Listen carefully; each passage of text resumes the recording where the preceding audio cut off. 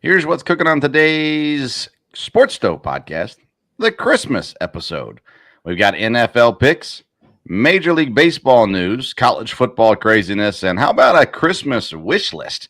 That's what's cooking on today's Sports Stove podcast. From Belly Up Sports and the Belly Up Podcast Network, you're listening to the Sports Stove podcast with your host, Vince Stover.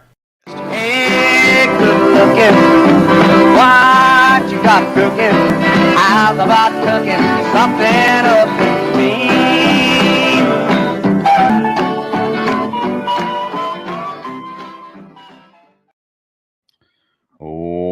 Welcome in to an all-new edition of the Sports Stove podcast on this blistery cold December morning, getting ready for Christmas, and we have all the latest sports information for you here as well. I'm your host, Vince Stover, joined by my dad, Dale Stover. Dad, I know it's cold where you are too. How you doing today?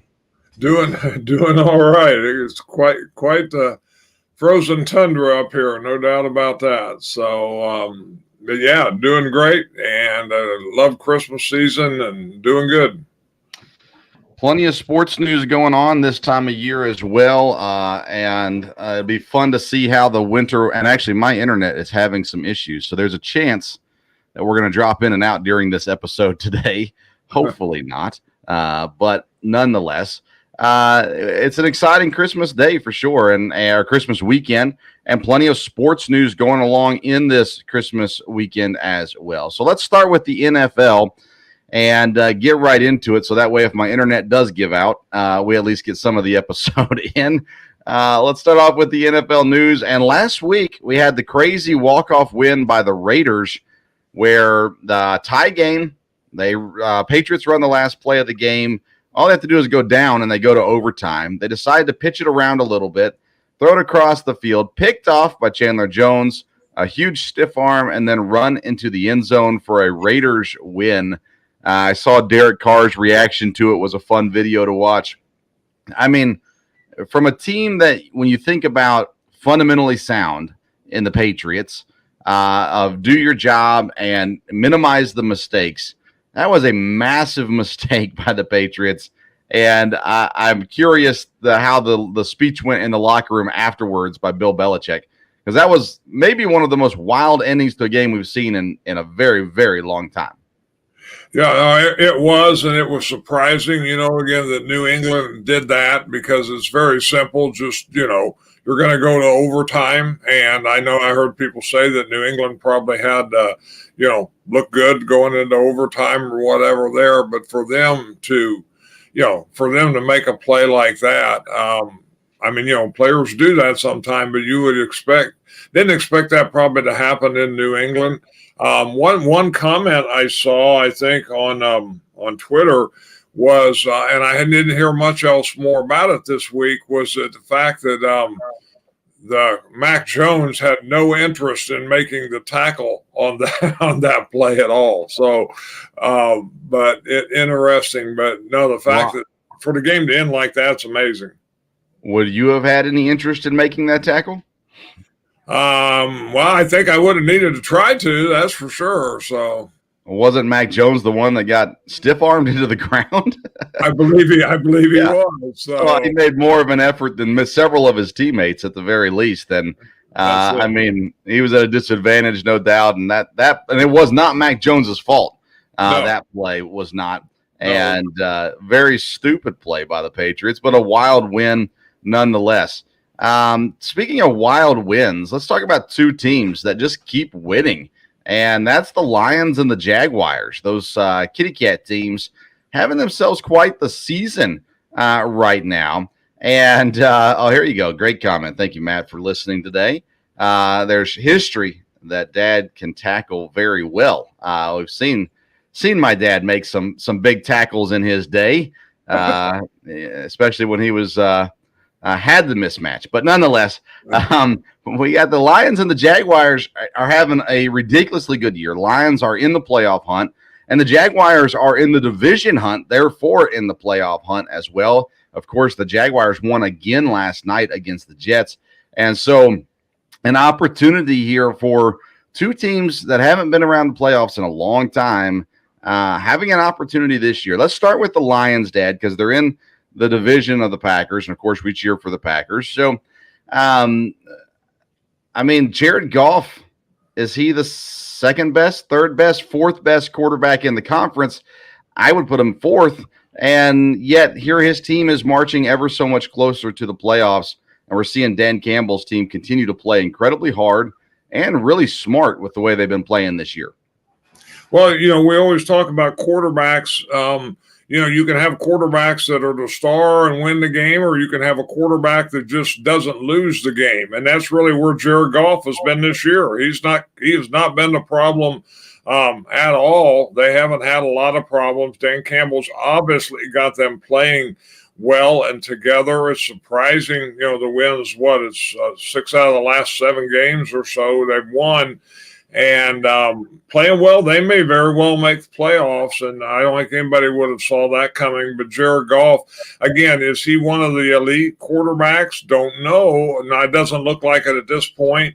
But he may, he's obviously a legitimate starter, and it's not been a problem. They have gotten some weapons around him, and that has helped a lot. And they've definitely been one of the surprise teams on the positive side, no doubt about it. Well, and they traded away one of his weapons, and TJ Hawkinson sent him to Minnesota. So he actually lost weapons this season, and yet they're still winning. And if you remember, in the first 4 or 5 weeks of the season, talks where Dan Campbell was about to get fired. And all of a sudden, the Lions take off on this run and now are sniffing at the playoffs. An incredible feat so far, even if they don't make the playoffs. An incredible season for Detroit, and it looks like they're a program on the rise. A program that is on the rise is Jacksonville, and Dad, again, of course, last night they played the Jets, and the Jets aren't that great. But that being said, the Jaguars are winning some games too, and with a little help from Tennessee, with an opportunity to play Tennessee again one more time this season, Jacksonville can win the division. It's been a long time since Jacksonville and Tennessee were battling for the top spot in the South, and yet here they are, Trevor Lawrence, Doug Peterson, showing what they can do. And those receivers Jacksonville brought in at the beginning of the year, people question, would those receivers be enough? And it seems like they are so far. Yes, Jacksonville likes playing well. Basically, Trevor Lawrence has developed. I think the coach has helped with that, but he's become, I think, the leader of the team, not just at the quarterback position, but all the way around. And he has proven he's a quarterback that if they need to come back, when they need the big play, he can make it. And that obviously gives a lot of encouragement to the teammates, a lot of security there. And I think that's really what's happened. I think, the coach was the whole difference in a lot of ways there, getting the right coach for Trevor Lawrence. But like I said, they've got a good defense. They've got some other pieces. They've definitely got a lot of hope for the future. But I think there's a very good chance they could win the division. And like you said, we both remember the day when the Jacksonville Titan game was one of the big games of the year, and it definitely may be that way this year.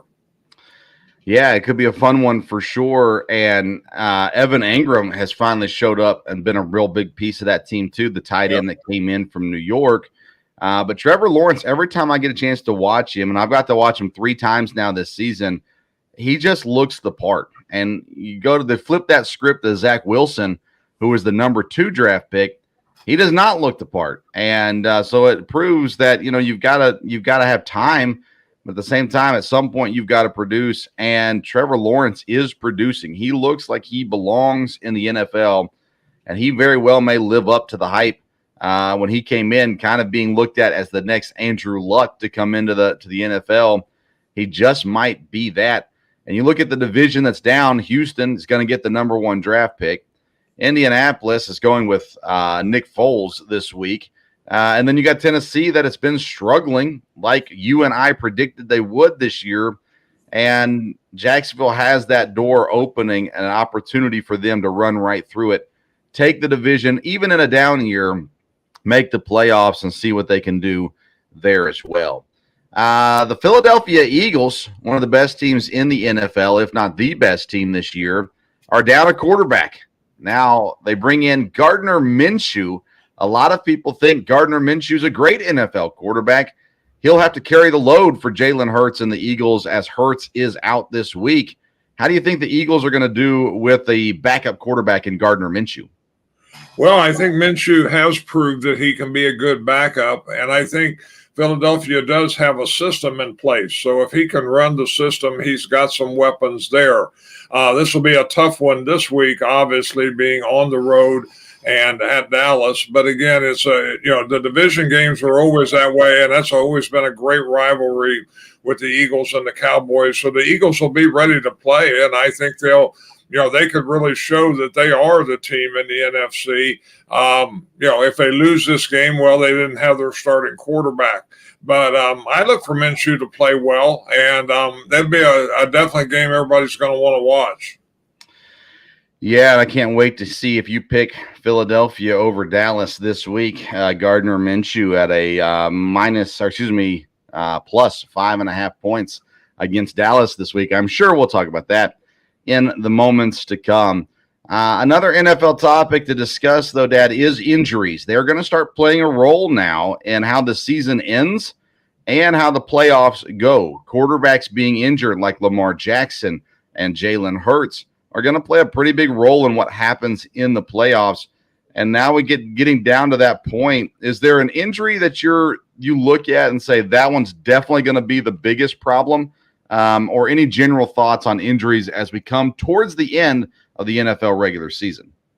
Well, like you said, it would have a definite effect. It probably depends where you're at in the schedule, because if you're where someone is injured but needs a little extra rest, an extra game, and you can afford to do that, then you're going to set yourself up for the playoffs, which may be a little bit where Philadelphia is there. If you're struggling to get in, then yes, this is definitely going to hurt you. And I think that's what you're talking about with Baltimore. I think, they need Lamar Jackson. Are they going to make the playoffs? Right now they're in, but I don't know that that's a guarantee. And I don't think they're going to win the division.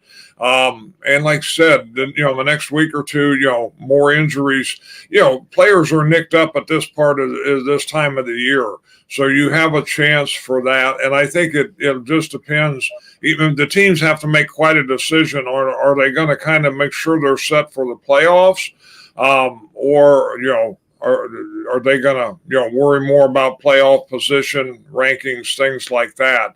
But yeah, it definitely plays a part. And hopefully no, key players go down here the rest of the way, but you never know. Yeah, I mean, you're due to lose some guys, whether it's edge rushers, cornerbacks, receivers, quarterbacks, running backs. Someone's going to get hurt at some point. Tua's been injured and down a couple different times this year. Miami, pretty much they are out of the division race, but definitely not out of the playoff race. They're only a game up on New England, and they're behind Baltimore at the moment as well. So they're going to have to win some games still. They need to keep Tua healthy there as well. And then you just look at other teams that are fighting for playoff spots, like Seattle, Tampa, Detroit, the Giants, Washington, those kinds of teams that are going to need to stay healthy. How about even the Chargers? They lose a key piece. They could be in trouble, as they've already struggled throughout this season as well. A few teams have already clinched playoff spots. Buffalo, Cincinnati, and Kansas City are all clinched. All of them still possible for the number 1 seed, the only seed that gets a bye in the playoffs anymore. And so we'll see how that race shakes down as well. Philadelphia, Dallas, Minnesota, and San Francisco all clinching spots in the NFC. Tampa, a game up on Carolina and New Orleans and Atlanta. All 4 teams in the hunt there in the NFC South. And then in the AFC South, Tennessee is a half game up on Jacksonville, pending the game this week for Tennessee with the Jacksonville win on Thursday night. For the other teams, it's Miami and Baltimore currently in the top spots there, and the Chargers, as well, with New England. The Jets are still technically in it. Jacksonville and Tennessee would still be technically in it at the moment as well. And Vegas is on the cusp of being eliminated, but still technically has a shot at the playoffs as well. So Plenty of interesting things coming here for the playoffs, and it should be a very interesting rest of the season, as it has been an incredibly unique season so far for the NFL. Thank you for tuning in, Ryan. We appreciate you watching. Merry Christmas to you as well. Ryan McCarthy, our friend at Belly Up Sports and the No Credentials Required podcast. Thank you for tuning in today. Ryan and I were in a bitter battle for the Content Creator of the Year award this year, and we both missed out to Andrew LeDuc, who won the award, but congrats to Andrew. He's not watching. That's why we don't like him. But congrats to Andrew on winning the Content Creator of the Year this year. And we had good company there with Ryan. Our friend Kevin Wilson was involved, was nominated for that as well. So nonetheless, a fun battle there. Let's get into our picks, Dad. We pick 6 games every single week. We do pick against the spread, although neither me or Dad gamble. But the spread is just a fun way to pick games, so that's what we decided to do. We typically always pick primetime games, Thursday night, Sunday night, and Monday night. Since this a show is coming on live on a Friday today, we have decided to not pick the Thursday night game, although no one's going to believe us. But me and Dad both picked Jacksonville to win last night, and they did, of course. But we'll pick 6 other games. So we're going to pick Sunday night and Monday night's games, and then 4 other games of our choosing this week. So, Dad, let's get started with the Sunday night game, and that is the Arizona Cardinals hosting Tampa. Let's see here. Tampa is 6.5-point favorites against the Cardinals this week. Which way did you go with this one? This was really a tough one to have to pick this. And as I thought about it, I really would have liked to pick Arizona and thinking about them at home, but they're in a lot of trouble. This could be Cliff Kingsbury's last game as coach. 6.5 points is a lot, but I'll have to go with Tampa on this one to cover. Of course, Tampa needs to win to try to win the division or whatever there. But with Arizona down and just, things kind of in disarray there and seem to be coming apart, I'll go with Tampa. Yeah, Dad tried to get out of picking this game. He called me up, said, hey, we only got 3 games on Sunday. We don't need to pick the primetime game, do we? But still made him do it. I'm with you. I picked Tampa. As bad as Tampa has been this year, Arizona's been worse. I don't know that anything on for Arizona is going to help. I don't know what's motivating them right now outside of just pride. And as I think we've learned a lot of times, millionaires, they don't need pride. So they don't always fight for pride. So I think that Tampa wins this game, and I think they win it convincingly. So I picked them as well to cover at 6.5 points as a favorite. In the Monday night game, it's the Los Angeles Chargers on the road, but they're 3.5-point favorites at Indianapolis this week. The Colts are switching to Nick Foles at quarterback. Matt Ryan's time in Indianapolis is probably over, and maybe his time in the NFL is over as well. The Colts, probably Jeff Saturday is, I'm assuming, not done enough to hold that job moving forward after the season is done. I say all that to just, I guess, tell you I picked the Chargers, 3.5-point favorites on the road. How about you in this game? Yes, I'd agree. I picked the Chargers. Chargers need to win this one. I'm kind of surprised it's only 3.5, even though, it is at home for Indianapolis. The Chargers, if they're any kind of team that we think they are, then they need to win this one, and I think they will. Yeah, I said I wouldn't pick the Chargers anymore this season, but this is one that I have to pick the Chargers. I just don't think the Colts have it in them, right? I mean, so I'm going to go with the Chargers in this one as well. All right, so now we got 4 more games to pick of your choosing. Who do you go with for game number 3 this week? I'm going to take the Cleveland Browns as a favorite over New Orleans at 2.5. Again, New Orleans coming from the Dome and from Louisiana up into a little bit of a chilly Cleveland, Ohio, and Cleveland's playing well. Now, New Orleans needs to win this for the division, but Cleveland's not totally out of it either. 2.5, I'll take Cleveland. I didn't pick this for my pick 6. I'll go the opposite with you, though. I'll go New Orleans in that game. I think New Orleans needs it more than Cleveland. I think Cleveland is playing for next year at this point. Getting Deshaun Watson back, getting him back in the groove of things. Their running game has not been what it has been up to this season. And I don't know. There's something off in Cleveland right now. So I'll go New Orleans on that one. I went with the other primetime game, the Saturday night game. Vegas is at Pittsburgh. Pittsburgh 2.5-point favorites. I'm going to go Vegas in this game. There's something about that team. It's not the coach, that's for sure. But I think the players truly love each other. I think they get along, and I think they want to win for each other. Pittsburgh is a fine team. They're okay. I just don't trust them at any point. Vegas is wish-washy. You never know what's going to happen. But they get Darren Waller back at tight end. That's another weapon. Josh Jacobs has been phenomenal this season. So I'm going to go with Las Vegas as 2.5-point underdogs at Pittsburgh this week. Who's game number 4 for you? This one I'll go with an underdog, and it'll be the Tennessee-Houston game. I don't know that Houston will win, but Tennessee needs to win this. But at 5.5, Houston has played a lot of people close, and this is a division game. And so a little bit of a long shot, but I'm going to go with Houston as the underdog with 5.5 on this. Oh, not a chance in the world. I picked this game as well, but I'm going Tennessee.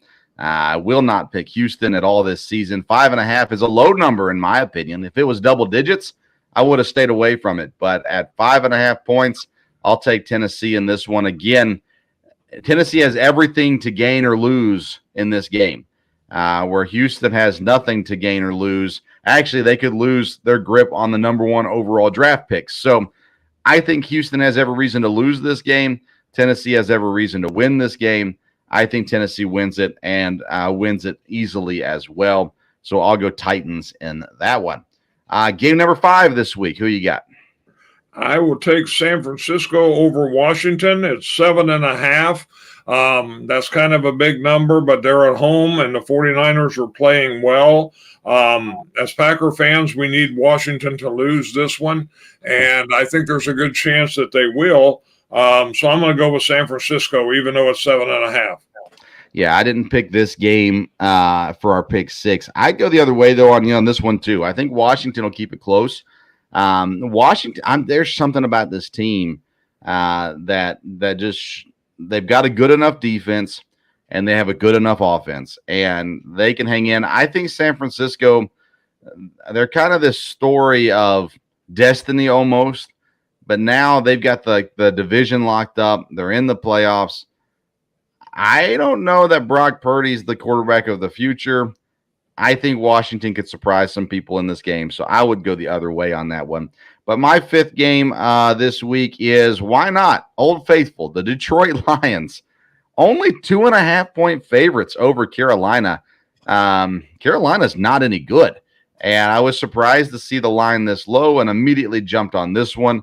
I don't think Detroit's great, but I know they're better than Carolina, so I think a 2.5-point favorite is an easy pick for me. So I went with the Lions for my 5th game this season. Who's game number 6 for you? Well, the game I added after we didn't pick the Thursday game, I'll take Green Bay over Miami. Again, Green Bay needs to win this one, 4.5. I do think they'll come out and play well. Miami needs to win. Miami's a little banged up. And, it's 2 teams that really do need to win. I think this will be a good game the weekend and on Christmas Day. But I'll go with Green Bay on this one. I think it's good to point out, too, when we talk about Miami. I don't know if our listeners caught this, but a little bit ago you said they needed Tua to stay healthy. That's probably the most positive thing I've ever heard you say about Tua. So it's probably good that everybody notes that Vince is starting to soften a little bit on this. Yeah, he's an interesting one. I think that's an interesting game. I didn't pick this one. It's an interesting game because I think Miami's strengths actually play into the strengths of the Packers defense, which gives the Packers some hope. Their pass defense is better than their run defense. and guarding, even though it's really good wide receivers in Tyreek Hill and Jalen Waddle, it kind of plays into the Packers' strength with their pass rush as well as with their pass coverage. So it's going to be an interesting one. I'd probably lean towards Green Bay also, but some of that's probably a biased pick as well. But for my pick, Dad, I went to another one I thought was a really easy one to pick, and that's the Bengals over New England. The Bengals are 3.5-point favorites over New England. If that number was at 6.5 or 7.5, I might have stayed away from it. But 3.5, I think Cincinnati is the best team in the AFC right now. And I mean that when I say it. I think they're better than Kansas City, and I think they're better than Buffalo. Although Buffalo's a really good team, I like what Cincinnati does. I like all the weapons that they have. And I think 3.5 over New England's an easy pick. So I went with Cincinnati. I'm honestly a little surprised you didn't pick that game. What are you thinking about that game? No, I think they will pick it. It is at New England, so I guess that's the one that made me hesitate just a little bit from there. But no, I hope Cincinnati wins. I think they should win. And I definitely all for them winning the division. Think they're still one of the strong teams in the AFC. All right, let's talk through the other games this weekend. Starting Saturday, Baltimore still down their starting quarterback, but they're a 7.5-point favorite over the rookie Desmond Ridder and the Atlanta Falcons. Ridder steps in now, still in the playoff hunt. Ridder steps in for Atlanta. That's a big number, though, for Tyler Huntley to cover. How do you feel about that Baltimore-Atlanta game? Yeah, it'd be interesting to see what Ridder, if that, energizes them from there, and the fact that they are still in the playoff hunt. I think Baltimore was a better team, but that is a lot of points. So we will see. I think Baltimore should win it, though. Yeah, I think I'm going to pick Atlanta in this game. Desmond Ridder's been around all season, so he's been practicing, and he's got some real weapons there as well. And Baltimore seems like a team that's just in decline. And Tyler Huntley, he's a good quarterback, but he is a career backup quarterback in the NFL. And I think Desmond Ridder has a chance to come out. You used the word energize. I think he could come out and energize this team. If you watched the game last night, Chris Stevler came in for the Jets. And listen, he should not be a quarterback in the NFL, but he gave energy to the Jets offense. They gave him something different, and it just that spark of life into him later in the game against Jacksonville. He still didn't score or anything like that, but he at least gave that energy, and I think Desmond Ridder may go as well. Hey, Dad, your second favorite child's watching the show today. Tara, thanks for watching. Appreciate it. So there you go. Thank you for tuning in. Let's move on to the next game on Saturday. Buffalo on the road to Chicago. I'm really surprised Buffalo's favorited here against Chicago. No, I'm not. Buffalo is 8.5-point favorite over Chicago. Have you seen this uproar by people saying Justin Fields should be in the Pro Bowl? First of all, who cares? Second of all, the team is 3-11. No, Justin Fields should not be in the Pro Bowl. But can they cover 8.5 points against Buffalo, Dad? I wouldn't think so. Again, this game's in Chicago, and weather's going to be the issue in several games, and this may be one there, but Buffalo is a team that probably shouldn't be affected by the weather. Again, we've talked a lot about Justin Fields. I think he's going to has potential to be a great quarterback. I don't know, just because of the situation that he's in. But Chicago's no good. And Buffalo does have a lot to play for with seeding and everything. So, and again, this should be a team that shouldn't be affected a whole lot by the weather. So I would think Buffalo can cover this. Yeah, if there's anybody who has worse weather than Chicago, it's Buffalo. So weather should not be an issue, and the talent level is drastically different. Buffalo's the better team. Buffalo win this game and will cover, even though it's at Chicago. Minnesota and the Giants, you've gotten a pretty good laugh off of everything that's gone off with the with the Minnesota Vikings this year, but they're still 11-3, and they're still going to win the division. And the Giants aren't that good of a team. They're not a horrible team. They're just not that good of a team either.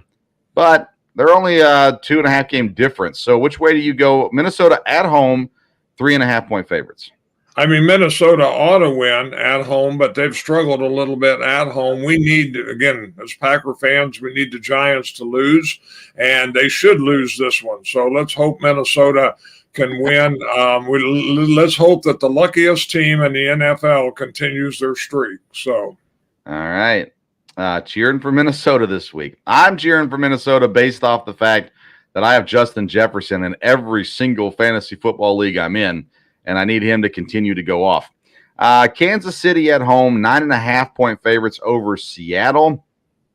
I wonder if Geno Smith is playing himself out of that job at some point. Nonetheless, 9.5 is a big number. Kansas City did not cover against Houston. Can they cover against Seattle? I would think they'll bounce back because of the Houston game. So, yes, I think they can cover.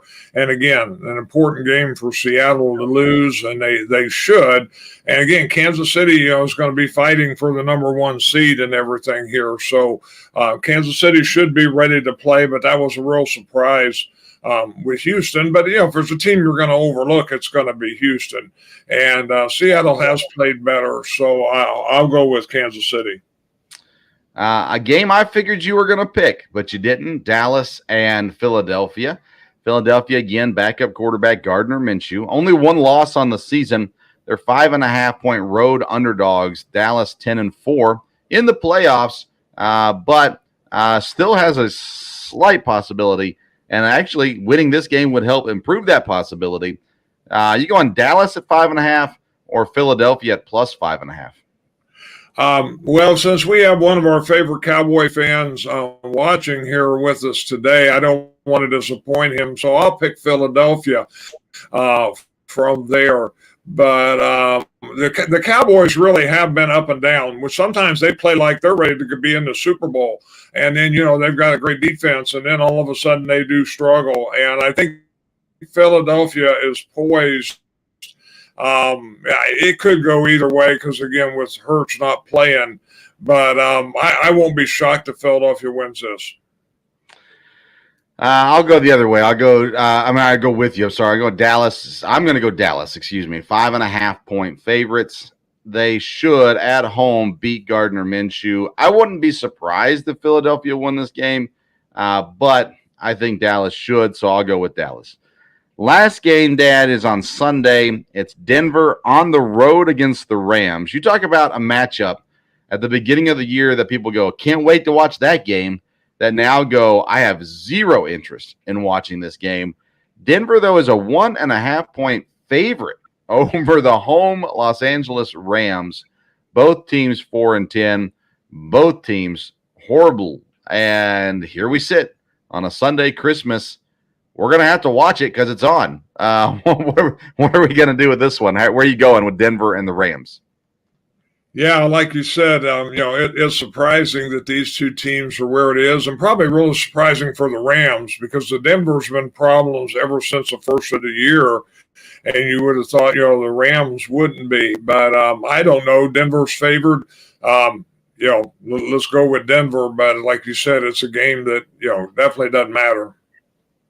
I'll pick the Rams just because. I don't know. That's going to be a hard one. We'll probably watch a movie during that game and then turn it back on for the Sunday night game. Let's move on, Dad. But before we do, first I want to remind people that today's episode is presented by True Classic Tees. True Classic Tees provides shirts, T-shirts, long sleeve shirts, polo shirts, and all kinds of other things that give you the perfect fit. So if you have a little bit of a gut like I do, you need a shirt that doesn't fit too tight in all the wrong places or too loose as well. You need the perfect fit, and you can get that perfect fit from True Classic Tees. Go to trueclassic.com. Use the code BELLYUPFANTASY, as this year and the new year, we're partnering with Belly Up Fantasy for a fantasy baseball show. So use that code BELLYUPFANTASY at checkout at trueclassic.com. You get 25% off your purchase right there, trueclassic.com. Dad, let's get into Major League Baseball. You're a Giants fan. A couple of days ago, we announced the big signing of shortstop Carlos Correa, and then all of a sudden, we woke up one morning, and he was a Met. Are you happy, sad, confused, completely understand? How do you feel about the Carlos Correa situation? Well, again, I don't know that we've heard all the details, but if there was a legitimate medical concern, then they probably did the right thing. Pay that much money and be committed for him to be the guy that's going to turn the team around, and then for there to be a problem like that. So if there was a legitimate medical concern, then that's the way to do it. And so it was very surprising because I thought it was a done deal. That's what it sounded like. But in sports today, nothing's a done deal. And I guess the guy from the Mets, the owner, really had pushed it earlier and jumped on it as soon as he, heard something there. And so Korea, I don't know what the deal with the Mets physical. Someone said that, basically the Mets physical, they take your temperature and your blood pressure and you're good. So I'm not sure what happened there, but anyhow. Yeah, it's interesting to kind of see how it shakes out. I'm in the same thinking as you. I do feel like if they had any inkling of a problem, that it makes sense for them to get out of it. And I was surprised that if you have that situation, another team so quickly comes in with a 12-year deal is pretty incredible.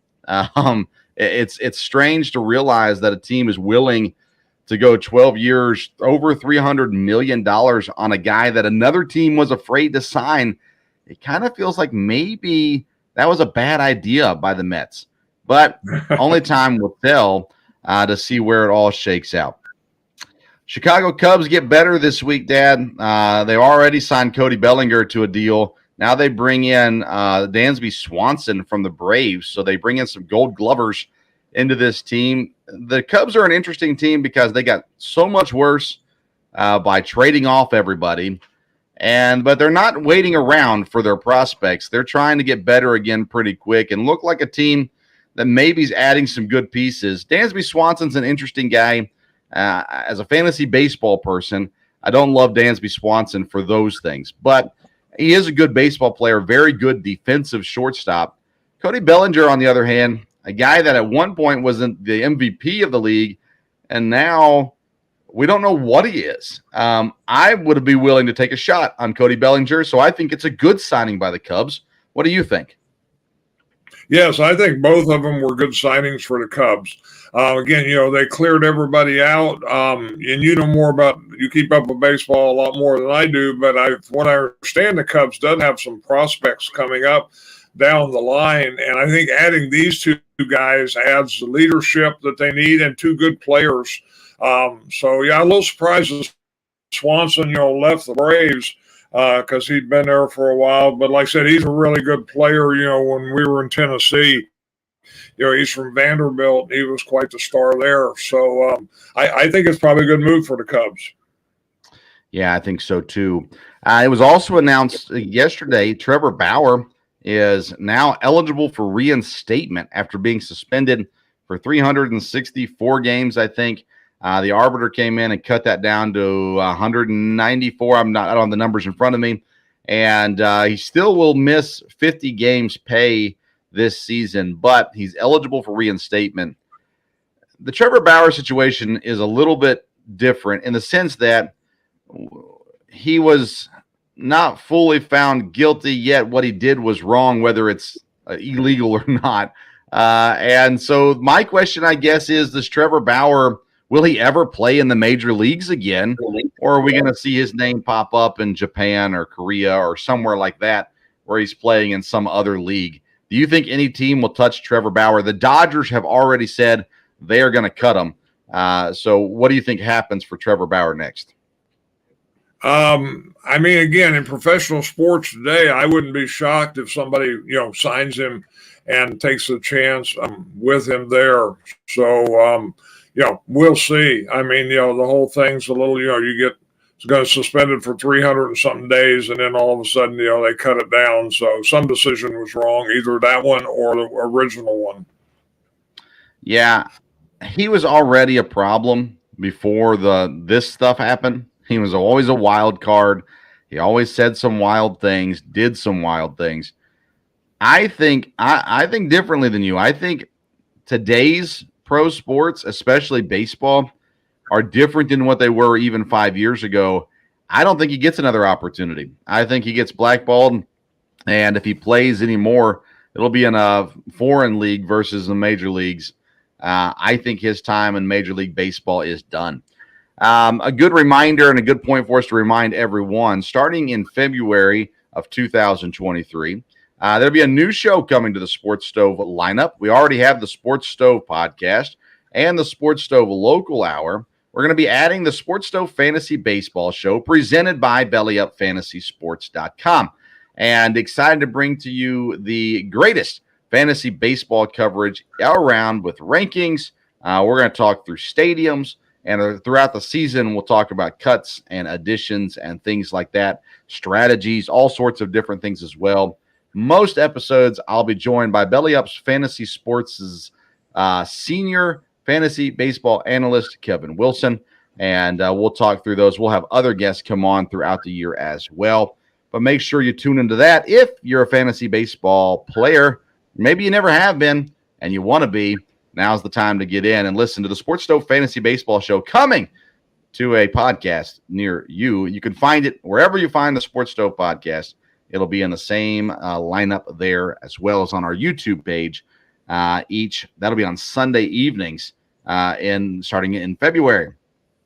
All right, Dad, let's quickly cover some college football, and then we'll get into our Christmas wish lists. The Pitt head coach came out, Narduzzi came out and said the North Carolina quarterback was offered $5 million by two separate colleges, and he said the tampering is just out of control and needs to stop. And, I mean, we've talked about this from day one, with NIL especially. The fact that there was going to be so many rules broken, so hard to follow, so hard to police this situation. We know what's going on. Is there anything that can be done to stop tampering in college football?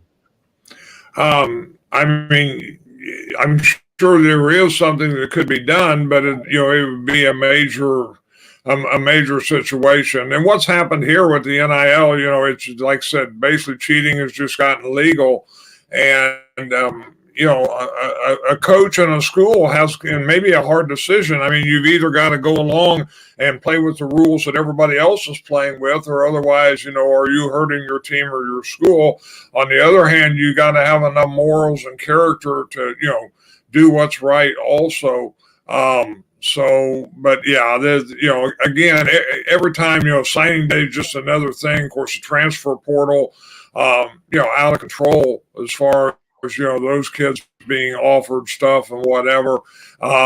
So at some point, I think there has to be some control to it. But, when it'll happen, how it happens, I don't know. I haven't heard much about it, but what in the last week or so announced we have a new president of the NCAA or a new head of the NCAA coming up. So I don't know if that'll change anything or not. I wouldn't think so. I mean, I don't know what you can change at this point, until someone just gets in big trouble for it. Everybody's going to keep doing it. It's worse than it was before, because now that it is legal to offer money, it's just, you can offer more of it, right? It's less. Instead of offering $50,000 to a kid, you're offering $5 million to a kid because you can. And until somebody stops it, and it's sad that coaches, they're all in the same boat. And it's sad that they can't even get on board with the fact of, hey, we should wait until they get in the transfer portal before we go out and offer them this money. It's sad. It's sad at the very least. And I think it's hurting the game overall as well.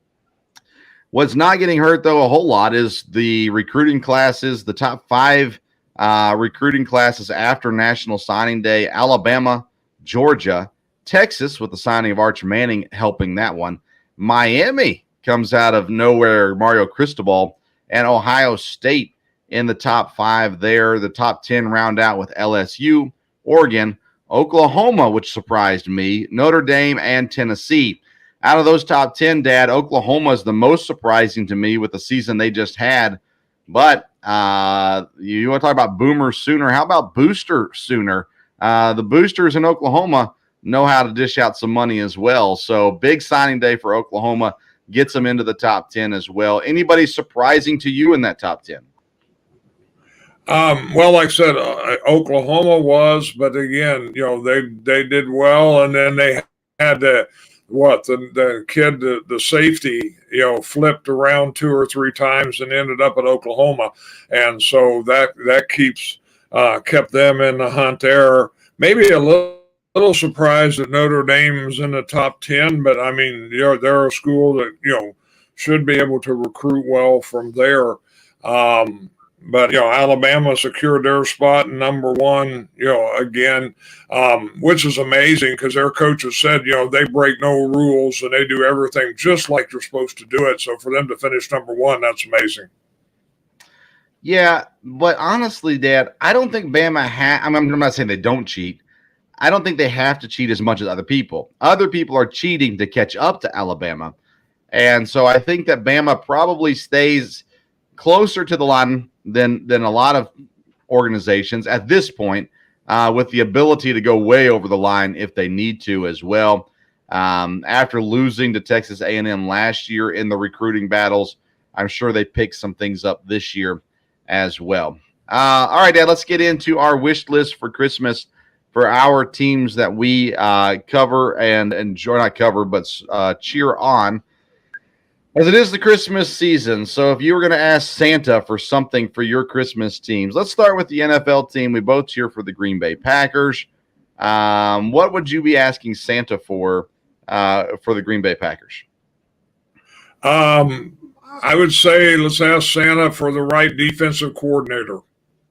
Ooh, that's a good one. Mine would be just clarity, quarterback clarity, to be exact. Let's not go through the whole offseason wondering if Aaron Rodgers is retiring, if Jordan Love's our quarterback, if Rodgers is our quarterback. Let's just come out at the end of the season, just give us an answer on what's going on there. But defensive coordinator, that's a really good one as well. Major League Baseball, you are a San Francisco Giants fan. I am a Brewers fan. So we got plenty of things to ask for this year for Christmas. What are you asking for the Giants? I would ask to be able to be legitimately competitive with San Diego and the Dodgers. Okay. Ooh, legitimately competitive with the Dodgers and San Diego. All right, that's a fair ask. For Milwaukee, I like what they've already done with some of the bats that they brought in and what they're doing with their fielding decisions. I'm most concerned about the bullpen. Trading away Josh Hader at midseason really hurt the team. They still have Devin Williams, but they've lost other pieces as well. So I'm just going to ask for bullpen help from Santa this year for Milwaukee. And I think if they can get that, there's a chance that they make a playoff run this year. We'll let you go NHL and the Predators. I don't follow them enough, so I won't give anything. But what do you have for the Predators? Well, their young talent really has done well. They've had a couple guys come up already. So part of it would be just the young talent to continue to develop there. And I would ask for one more established defenseman. We really did a good thing with adding Ryan McDonough. And if we can add one more established defenseman, that might solidify everything up there. But I think, they've struggled a little bit here early, but I'm still very optimistic. They have a lot of talent and will end up well. Let's go to college football, Dad. And I'm not as diehard as a fan as I used to be now that I cover EKU sports, and I could give something for EKU, I suppose. But I'm going to go with Tennessee and look at them this year. Obviously, a great year this year, and the need to continue forward there. So I think what I would ask for is some stud defensive players for Tennessee. Get a stud lineman, maybe a stud linebacker that rushes the quarterback, something like that. That would be one of those guys that's in the hunt for defensive trophies at the end of the season. That's kind of what I would look for. College football for you, Dad. Who would you be asking something for?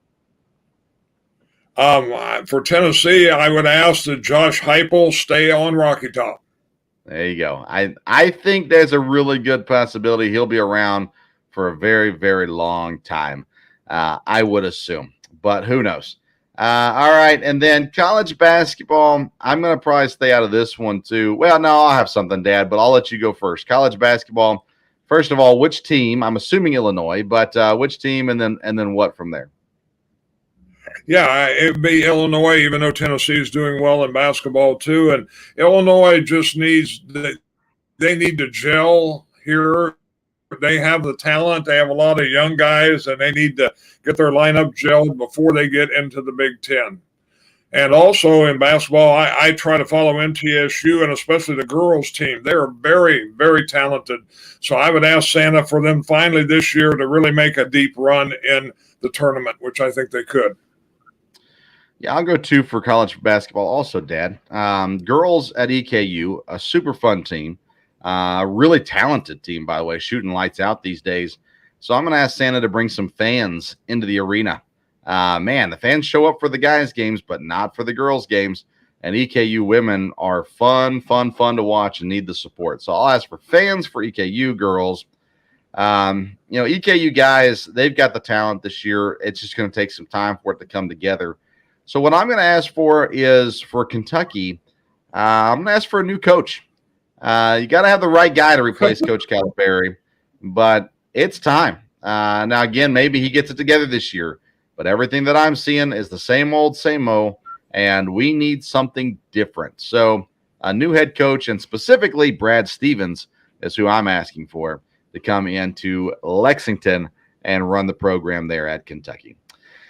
All right, Dad, we want to wish everybody a Merry Christmas.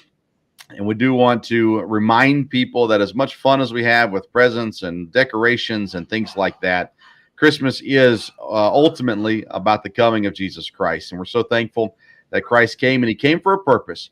He tells us in John 3 that he came to seek and to save that which was lost. And so he offers the gift of eternal life. And I know there are people who will tune in and say, I don't believe that stuff. Well, one day you will. Hopefully it's not too late. And I want to encourage you to make sure that you take some time to focus on Christ this Christmas, and reach out to us if you have any questions about what exactly that means. I'd be happy to talk to you and show you, at least from the Bible, what the Bible says about Jesus and what Jesus can do for you as well. And as well said, Ryan, Jesus is the reason for the season. So we appreciate all of our listeners, and it's been a great year. We'll plan on having another episode next week, and kind of give you our New Year's resolutions maybe for next year and things like that in the sports world. Dad, any closing thoughts from you? No, it's Merry Christmas to everyone. And again, a lot going on in sports, but it's always always important to remember what Christmas is all about. So Merry Christmas to everyone. Well, stay safe and stay warm, everyone. We know it's a lot of places in the country right now are going through some bitterly cold weather. And so be careful. Enjoy time with family. Thank you so much for tuning in to today's episode of the Sports Stove Podcast. If you missed any of the live edition, you can go back and listen on anywhere you get your podcasts, or go back on YouTube and click and watch there as well. Follow us on social media at Sports Stove on Twitter and Instagram. Thank you all. Until next time, we'll see you around the Sports Stove.